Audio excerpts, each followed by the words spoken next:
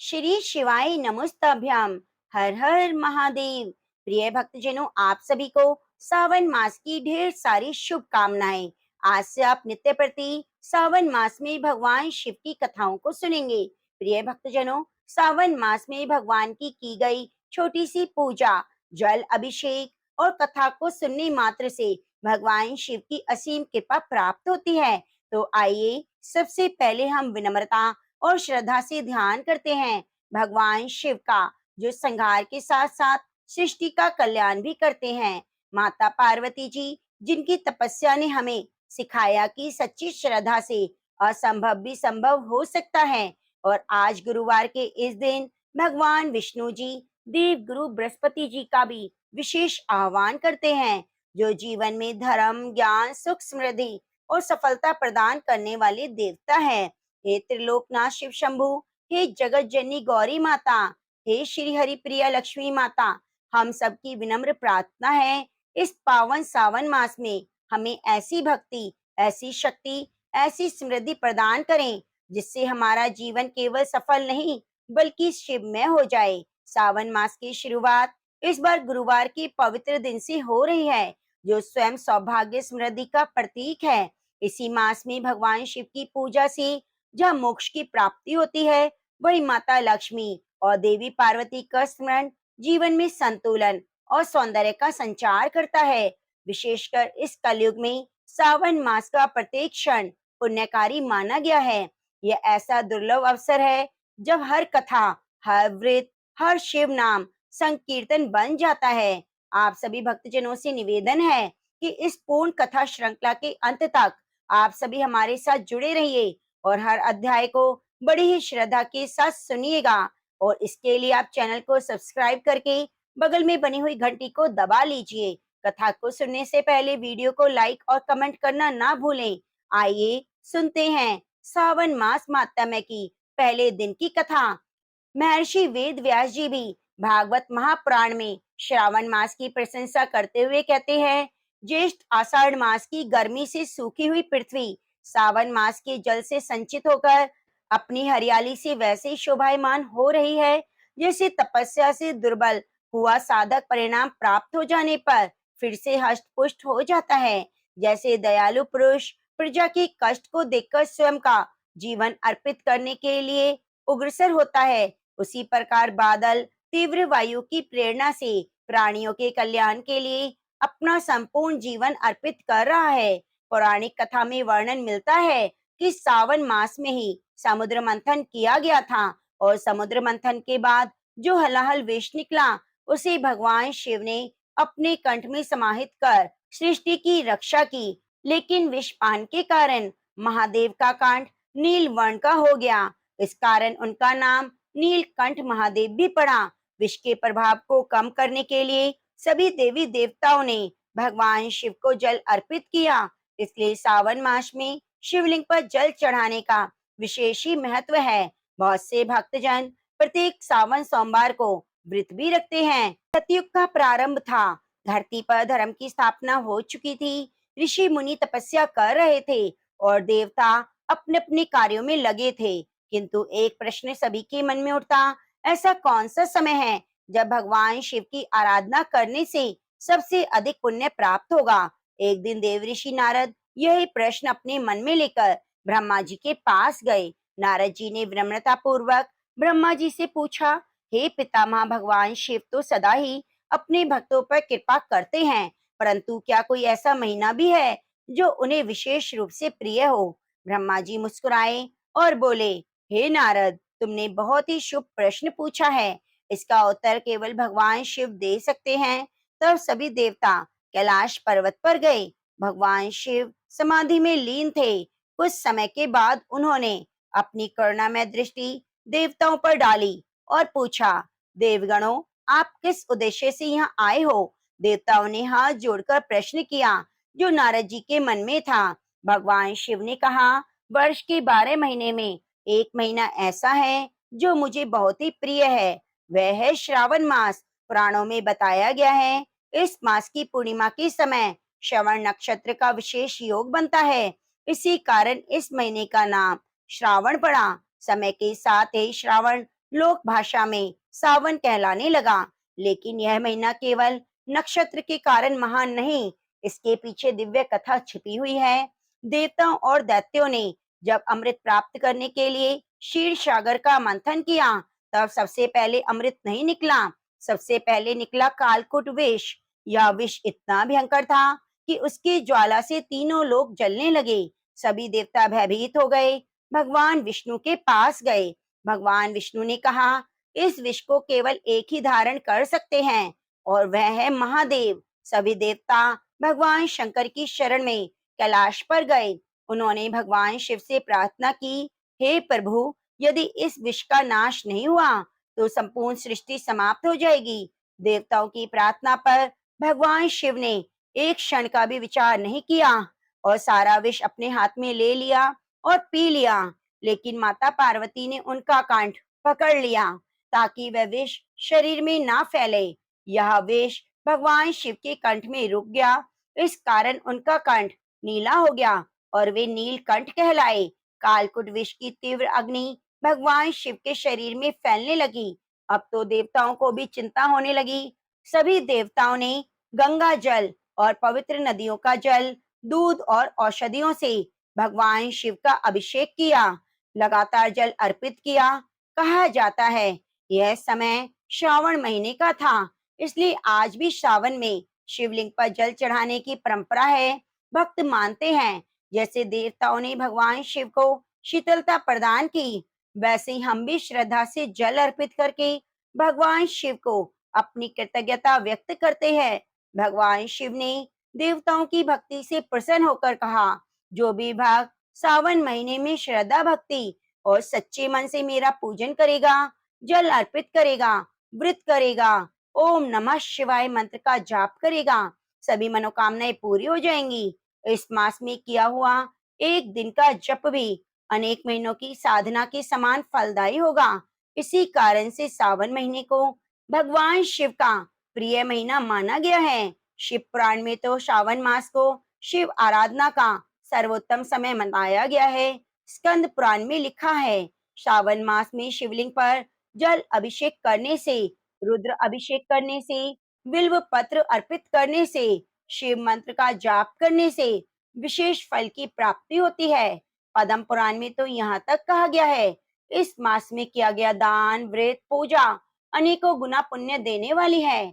सावन के महीने में प्रतिदिन प्रातः काल स्नान करें, भगवान शिव का स्मरण करें, शिवलिंग पर जल, गंगा जल, पंचामृत अर्पित करें, बिल्व पत्र, धतूरा, सफेद फूल श्रद्धा से चढ़ाएं, ओम नमः शिवाय का जाप करें, क्रोध, अहंकार, छल, कटु वचन से बचें। सावन का महीना केवल व्रत रखने का नहीं, ये अपने भीतर अपने अहम को पहचानने का महीना भी है। हमारे भीतर क्रोध, ईर्ष्या, लोभ, अहंकार, द्वेष का विष छिपा है।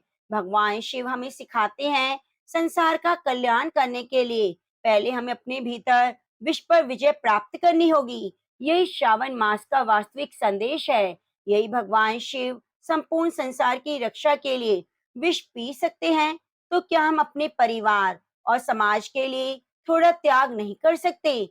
यदि महादेव अपमान, कठिनाई और कष्ट सहकर भी शांत रहते हैं, तो क्या हम अपने जीवन में धैर्य और करुणा नहीं अपना सकते? सावन का महीना हमें केवल पूजा करना नहीं सिखाता, बल्कि श्रेष्ठ मनुष्य बनाना भी सिखाता है।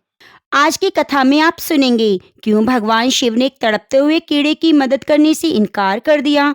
कौन था वह रहस्यमयी ब्राह्मण जिसने भगवान राम की पूरी रसोई खाली कर दी फिर भी भूखा रहा, और भारत का वह कौन सा अनोखा शिव मंदिर है जहां महादेव तो हैं पर उनके प्रिय नंदी नहीं। आज की यह कथा गंगा आपको कर्म, भक्ति, महादेव की लीला के ऐसी गहरे रहस्यों में डुबकी लगवाएगी। यह केवल कहानियां नहीं, बल्कि वह मोती हैं जो हर किसी को नहीं मिलते। एक बार ध्यान रहे, यह शिव का ज्ञान का यज्ञ है। इसी अधूरा छोड़ना स्वयं महादेव का अनादर हो सकता है। इसलिए कथा पूरी सुनकर ही अपने पुण्य को सार्थक कीजिए। हे त्रिलोकीनाथ, हे भोलेनाथ, आप ही विश्व की मूल कारण हैं। आपका मस्तक गंगा से सुशोभित है, गले में सर्पों का आभूषण है, शरीर भस्म से विभूषित है। आपके चरणों की शरण में आकर हम अपने सभी पाप भय कष्टों को त्यागते हैं। आपकी कृपा से ही जीवन में शांति, भक्ति और मोक्ष का मार्ग प्रशस्त होता है।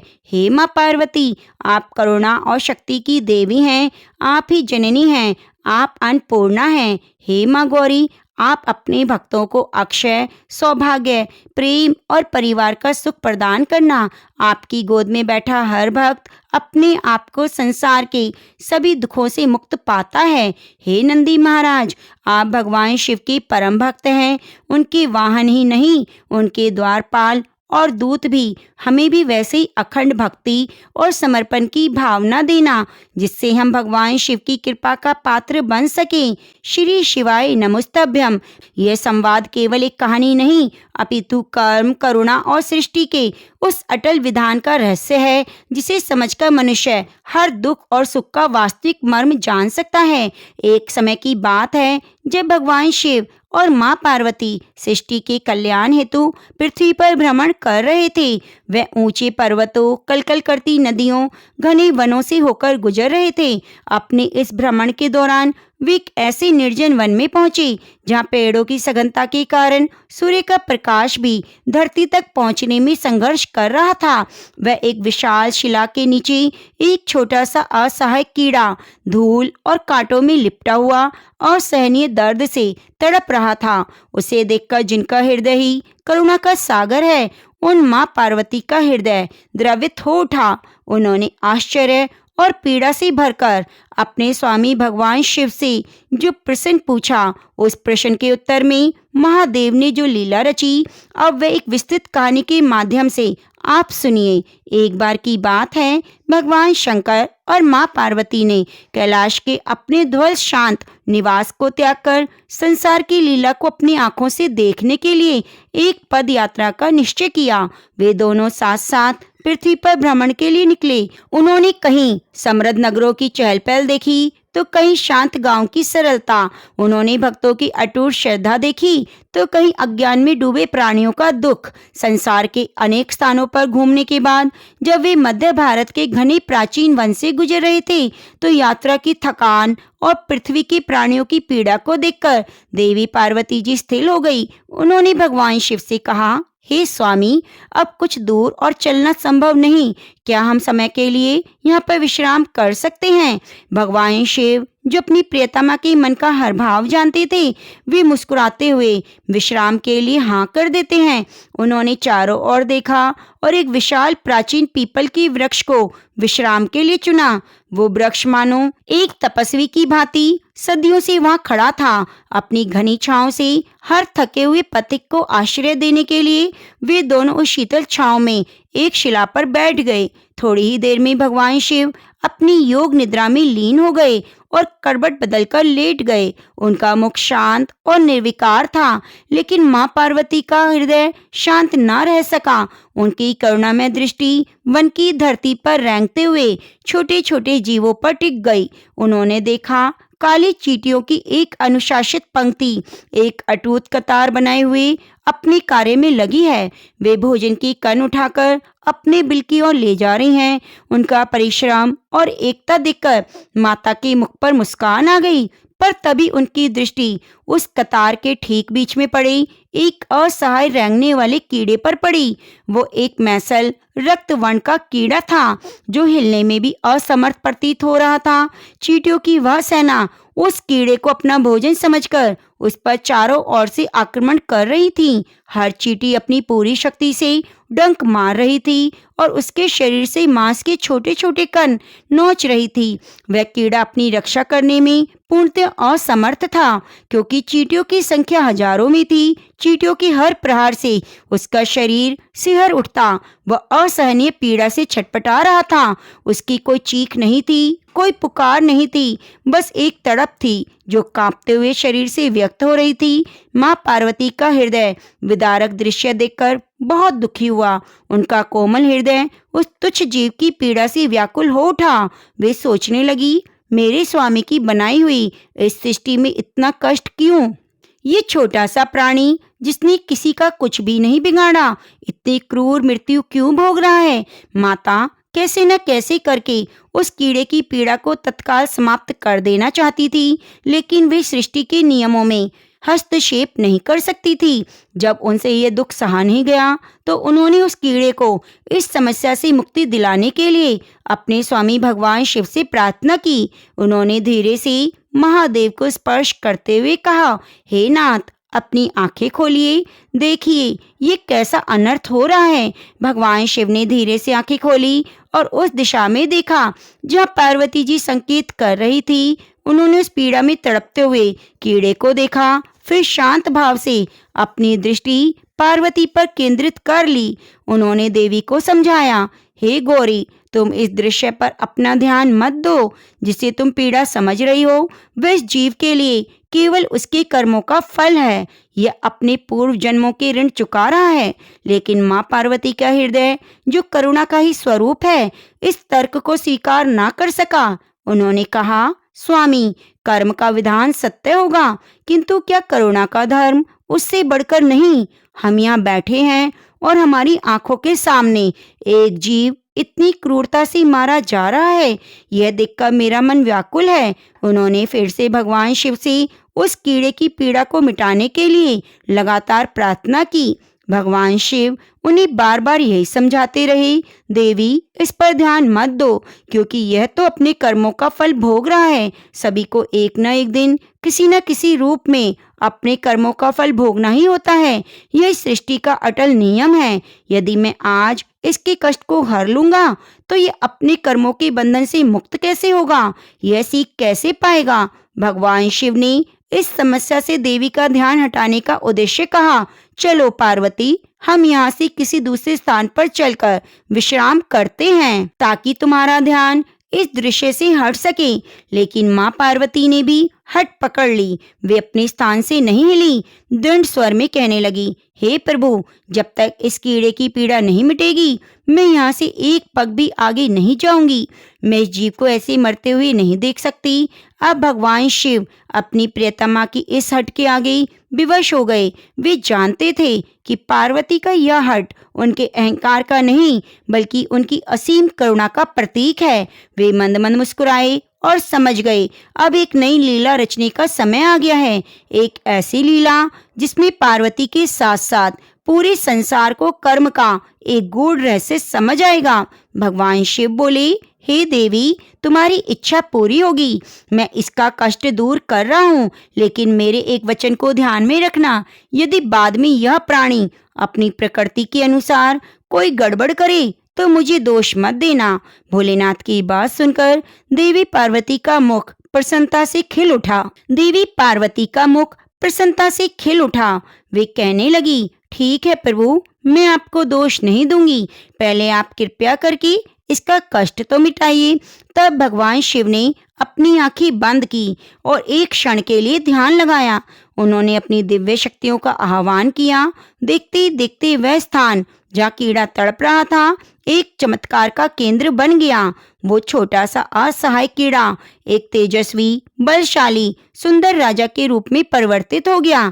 उसके शरीर पर सुंदर वस्त्र आभूषण आ गए। वे लाखों चींटियां जो उसे काट रही थी वे उसकी प्रजा बन गई। वे बंजर भूमि जहाँ वे थे एक सुंदर भव्य नगर बन गया, जिसके बीचों बीच राजा का आलीशान स्वर्ण जटित महल था। अब यहाँ से उस राजा की वास्तविकता और पूर्व कर्मों की कहानी शुरू होती है, जिस कारण उसे कीड़े के रूप में जन्म लेकर वो पीड़ा मिल रही थी। जब सब कुछ बनकर तैयार हो गया तब भगवान शिव उस नवनिर्मित राजा के पास गए। बोले, हे राजन, अब तुम पीड़ा से मुक्त हो। ये तुम्हारा राज्य है, यह तुम्हारी प्रजा है। अब तुम अपना राजपाट संभालो, हम यहाँ से चलते हैं। लेकिन वो राजा जिसकी आत्मा वही कीड़े वाली थी, शरीर बदलते ही अपना स्वभाव नहीं बदल सका। उसके भीतर का घमंड, वासना, अज्ञान अब और प्रबल हो गया। उसने जैसे अनुपम सौंदर्य की स्वामिनी माँ पार्वती को देखा, उसकी सुंदरता पर मोहित हो गए। उसने आप देखा न ताव आगे बढ़कर माँ पार्वती का हाथ पकड़ लिया और भगवान शिव का अपमान करते हुए बोले, अरे योगी, वन वन भटकने वाले एक साधारण सा ब्राह्मण भला तेरे साथ ये अप्सरा जैसी सुंदर स्त्री कैसे रह सकती है? अरे इसकी जगह तो मेरे महल में है, मैं इसे अपनी पटरानी बनाऊंगा। इतनी सुंदर स्त्री एक राजा की रानी ही हो सकती है, ना कि एक योगी की। अब मेरी बात ध्यान से सुन और यहाँ से चुपचाप चला जा, अब ये मेरी रानी बनेगी। यह सुनकर और देखकर तो माँ पार्वती हैरान हो गई। जिस जीव के लिए उनका हृदय करुणा से भरा था, वही अब उसका अपमान कर रहा था। तब भगवान शिव ने शांत रहते हुए उस राजा को, जो अपने पूर्व जन्म में कीड़ा था, समझाने की बहुत कोशिश की। भगवान बोले, हे राजन, अपनी सीमाओं का उल्लंघन मत करो। यह मेरी पत्नी है, तुम अपने राजपाट का सुख भोगो।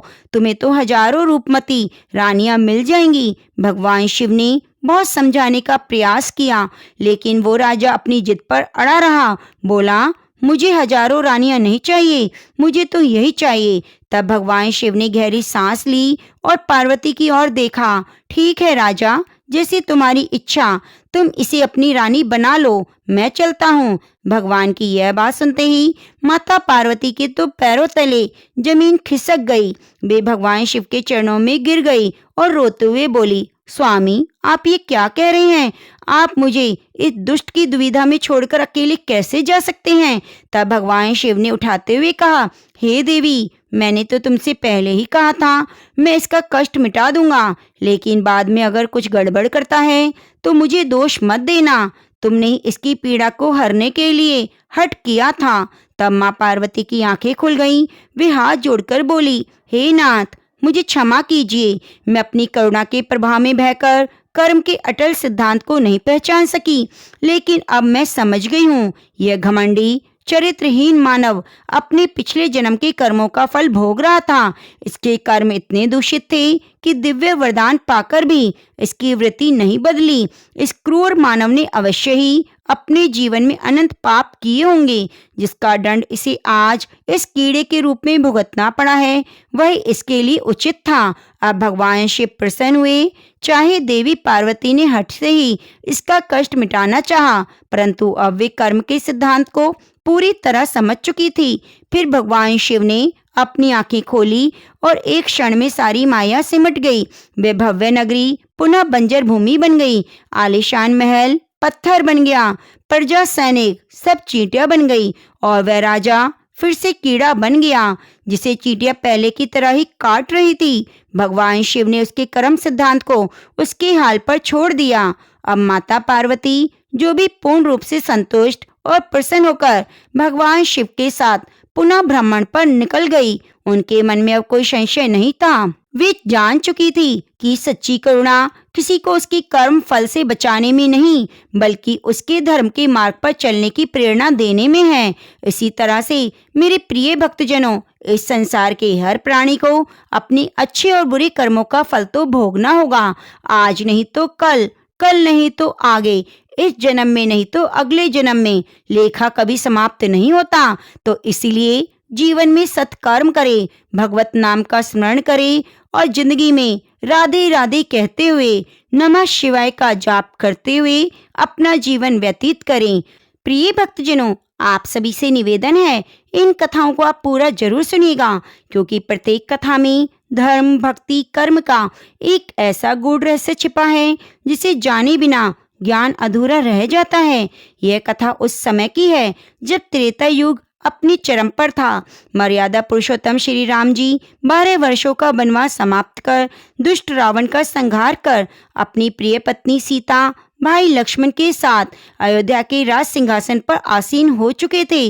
उनके शासन में अयोध्या में राम राज्य स्थापित था, जहाँ न कोई दुख था, न कोई निर्धन था, चारों ओर शांति थी। उसी समय कैलाश पर्वत पर अपने शांत ध्वल निवास में देवों के देव महादेव, जगत जननी माँ पार्वती सृष्टि की लीला का अवलोकन कर रही थी। कैलाश पर्वत पर एक शांत दोपहर में जब नंदी शांत भाव से ध्यान में लीन थे, अपने स्वामी की सेवा में तत्पर थे, तब भोलेनाथ ने ध्यान मग्न अवस्था से अपनी आंखें खोली। उनके मुख पर एक रहस्यमयी बाल सुलभ मुस्कान थी। उन्होंने अपनी प्रियतमा माँ पार्वती की ओर देखा, जो सृष्टि प्राणियों के कल्याण के विषय में चिंतन कर रही थी। भोलेनाथ बोले, हे गौरी, मेरे मन में आज अपने आराध्य के दर्शन करने की तीव्र इच्छा है।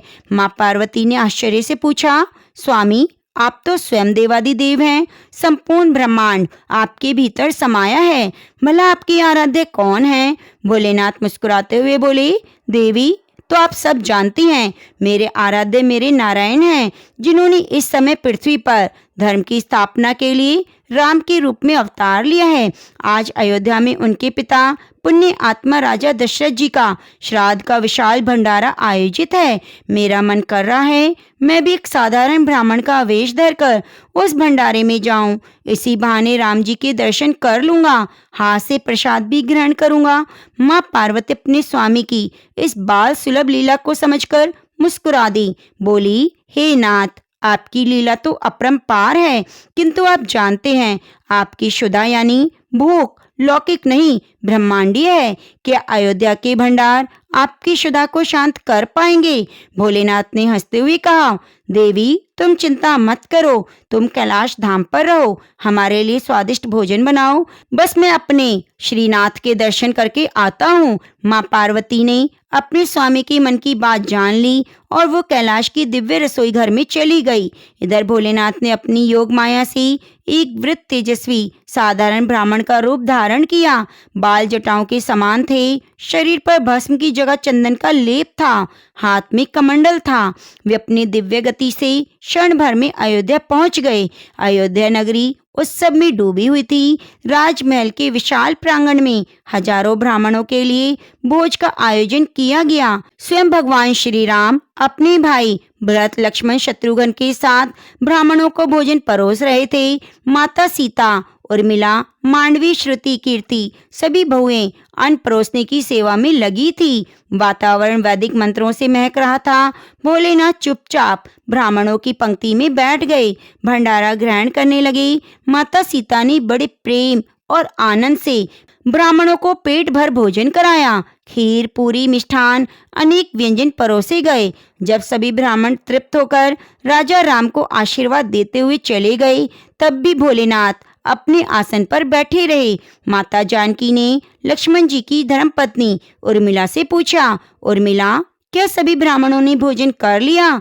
कोई रह तो नहीं गया? उर्मिला ने चारों ओर देखा तो कहा, सभी ब्राह्मण तो चले गए, लेकिन एक वृद्ध बाबा अभी बैठे हैं। माता जानकी ने तेजस्वी ब्राह्मण को देखा, बोली, अच्छा, कोई बात नहीं, वे अभी भूखे होंगे या यात्रा से थक गए होंगे, इन्हें अच्छे से भोजन करा दो।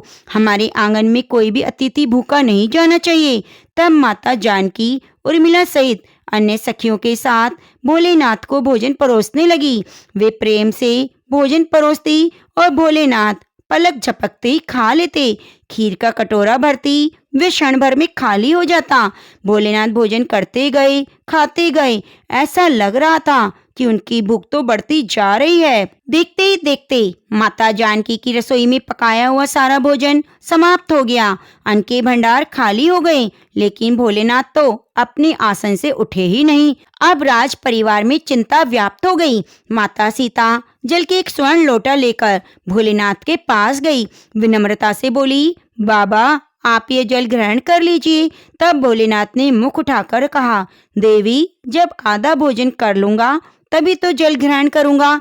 यह सुनकर तो माता सीता के होश उड़ गए। सोचने लगी, हे ईश्वर, इसका तो अभी तक आधा भोजन भी नहीं हुआ। यहाँ राजमहल की सारी रसोई खाली हो गई। उन्होंने तुरंत और अन्न भंडार खुलवाए। उन ब्राह्मण देवता को पेट भर भोजन कराने का प्रयास किया, लेकिन भोलेनाथ तो रुकने का नाम नहीं ले रहे थे। इतने में ही माता केकई वहां आ गई। अपनी पुत्र वधुओं को चिंतित देखकर पूछने लगी, क्या हुआ बेटी, तुम सब इतनी परेशान क्यों हो? जानकी जी ने हाथ जोड़कर कहा, माता, सभी ब्राह्मण भोजन करके चले गए, लेकिन एक ब्राह्मण बैठे हैं, वे उठने का नाम ही नहीं ले रहे। अयोध्या के अन्न भंडार खाली होते जा रहे हैं। इतने में ही भोलेनाथ ने गहरी आवाज में पुकारा, अरे कुछ और है तो लेते आओ, बहुत जोर की भूख लगी है। माता जानकी बोली, बाबा, अन्न समाप्त हो गया, अभी तो आटा गूंदना है, पूरी पकानी है, थोड़ी प्रतीक्षा करो। भोलेनाथ बोले, बेटी, पकाने को कष्ट क्यों करती हो? आटा ही ले आओ, मैं तो कच्चा खा लूंगा। अब तो हद हो गई। भोलेनाथ ने कच्चा आटा, दाल, चावल सब कुछ खा लिया। बोरी की बोरियां रसोई घर में पहुंचने से पहले ही खाली हो जाती। अंत में हार कर माता सीता श्री राम जी के पास गई। उनकी आंखों में आंसू थे, चेहरे पर घबराहट थी। उन्हें इतना परेशान देखकर राम जी बोले, क्या हुआ जानकी, तुम इतनी व्याकुल क्यों हो? तब माता जानकी बोली, हे प्रभु, एक अनर्थ हो गया। सभी ब्राह्मण तो चले गए, किंतु एक ऐसे ब्राह्मण बैठे हैं जो अयोध्या की संपूर्ण भंडार को खाली कर रहे हैं। उनकी भूख शांत होने का नाम नहीं ले रही। सीता जी की बात सुनकर अंतर्यामी श्री राम जी मंद मंद मुस्कुराए और बोले, चलो मैं देखता हूँ हमारे आंगन में कौन है। श्री राम जी भंडार घर में पहुंचे। उन्होंने जैसे ही वृद्ध ब्राह्मण को देखा, तुरंत पहचान गए, समझ गए उनके आराध्य भोलेनाथ हैं जो अपनी लीला कर रहे हैं। श्री राम जी ने भोलेनाथ को मन ही मन प्रणाम किया और फिर सीता जी से कहने लगे, जानकी, इन्हें संसार का कोई अंत तृप्त नहीं कर सकता। इनकी जठराग्नि लौकिक नहीं, ब्रह्मांडीय है। इन्हें तो संपूर्ण जगत का भरण पोषण करने वाली साक्षात माँ अन्नपूर्णा ही खिला सकती है। तब श्री राम जी ने अपनी आंखें बंद की और मन ही मन माँ पार्वती का आह्वान किया। क्षण भर में एक दिव्य सुगंध फैल गई। माँ पार्वती प्रकट हुई, बोली, क्या हुआ राम जी, आपने मुझे क्यों याद किया? भगवान बोले, माँ कृपा करो, देखिए बाबा तो उठने का नाम नहीं ले रहे। अयोध्या का अंत समाप्त हो गया है।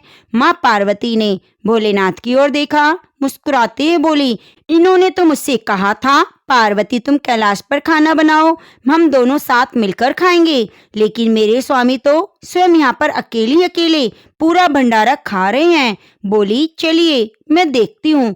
तब माँ पार्वती ने अपने हाथ से एक छोटा सा लड्डू बनाया और भोलेनाथ की थाली में रख दिया। भोलेनाथ उस लड्डू को खाने लगे। अब एक और चमत्कार हुआ। भोलेनाथ खाते चले गए, लेकिन वह छोटा लड्डू समाप्त नहीं हो रहा था। भोलेनाथ सोचने लगे, भला ये लड्डू खत्म क्यों नहीं हो रहा? इसका स्वाद तो जाना पहचाना है। उन्होंने सोचा, ये कौन सा दिव्य लड्डू है जो माता सीता उन्हें खिला रही है? तब उन्होंने अपनी नजर उठाकर सामने देखा तो माता सीता नहीं, स्वयं अन्नपूर्णा खड़ी थी। माथे पर लाल बिंदी लगाई माँ पार्वती थी। उनकी आंखों में वात्सल्य और प्रेम था। माँ बोली, कितने लड्डू रख दूं स्वामी? अपनी प्रिया माँ पार्वती को देखते ही भोलेनाथ तृप्त हो गए। हंसकर बोले, बस देवी, पेट भर गया। भोलेनाथ जी अपने आसन से उठ गए। उनका पेट भर चुका था। तब भगवान श्री राम ने सीता जी सहित भोलेनाथ और माँ पार्वती का पूजन किया। भगवान भोलेनाथ ने प्रसन्न होकर माँ जानकी को अखंड सौभाग्य का आशीर्वाद दिया। फिर वे अंतर ध्यान हो गए। तो प्रेम से बोलिए, सियावरी रामचंद्र भगवान की जय। हे माँ पार्वती, जैसे आपने सीता माता को अखंड सौभाग्य का वरदान दिया, वैसे कथा कहानी सुनने वाले, प्रदोष व्रत करने वाले सभी सुहागनों को अखंड सौभाग्य का वरदान देना। प्रिय भक्तों, आइए अब सुनते हैं भगवान शिव और माँ पार्वती की आरती। श्री श्री गंगी अर्धंगी पार्वती सदा विराजत कैलाशी, नंदी भृंगी नृत्य करत है, धरती ध्यान सुर सुख राशि। शीतल मंद सुगंध पवन वहाँ बैठे हैं, शिव अविनाशी करत गान गंधर्व सप्त बर रागिरा नी मधुरासी। यक्ष रक्ष भैरव जहाँ डोलत हैं वन के वासी। कोयल शब्द सुनावत सुंदर, भ्रमर करत है गुंजासी। कल्प द्रुम अरु पारी जात तरु, लाग रहे हैं लक्षासी। कामधेनु कोटिन जहाँ डोलत, करत दुग्ध की वर्षासी। सूर्यकांत सम पर्वत शोभित, चंद्रकांत सम हिम राशि। नित्य चहु ऋतु रहते सुशोभित, सेवक सदा प्रकृति दासी। ऋषि मुनि देव धनु निज सेवत, गान करत श्रुति गुण राशि। ब्रह्मा विष्णु निहारते निश दिन, कछु शिव हमको फरमासी। रिद्धि सिद्धि के दाता शंकर, नित्य सच्चित आनंद राशि। जिनके सुमरत ही कट जाती, कठिल काट यम की फांसी। त्रिशूल धरजी का नाम निरंतर, प्रेम सहित जो नर गासी। दूर होए विपदा